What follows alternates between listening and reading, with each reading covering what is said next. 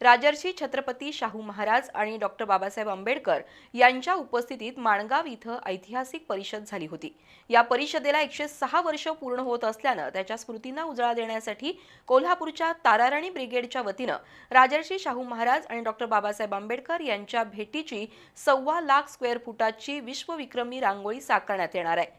ही रांगोळी 3 ते 5 जानेवारी 2026 दरम्यान पाहण्यासाठी खुली करण्यात येणार आहे, अशी माहिती ताराराणी ब्रिगेडचे प्रमुख समीर काळे आणि वैभव कांबळे यांनी दिली।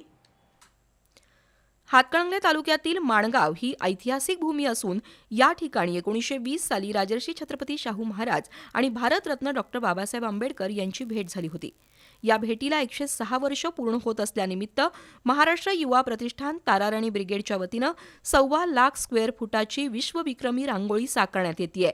150 स्वयंसेवी महिलांच्या सहभागातून 8.5 टन रांगोळी वापरून 5 एकर जागेवर 25 डिसेंबरपासून रांगोळी रेखाटनाला सुरुवात झाली आहे। 2 जानेवारी अखेर ही रांगोळी पूर्णत्वाला येणार आहे। त्यासाठी 11 रंगातील 8.5 टन रांगोळीचा वापर होणार आहे।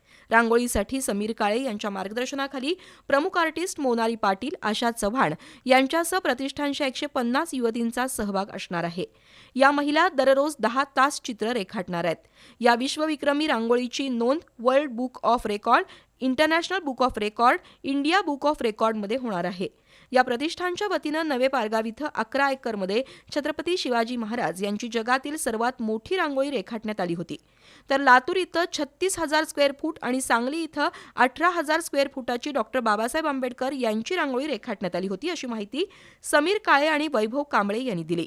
बैठकीला सुहास लाटवडेकर, शशिकांत सावंत, अशोक कांबळे, महेश पवार उपस्थित होते।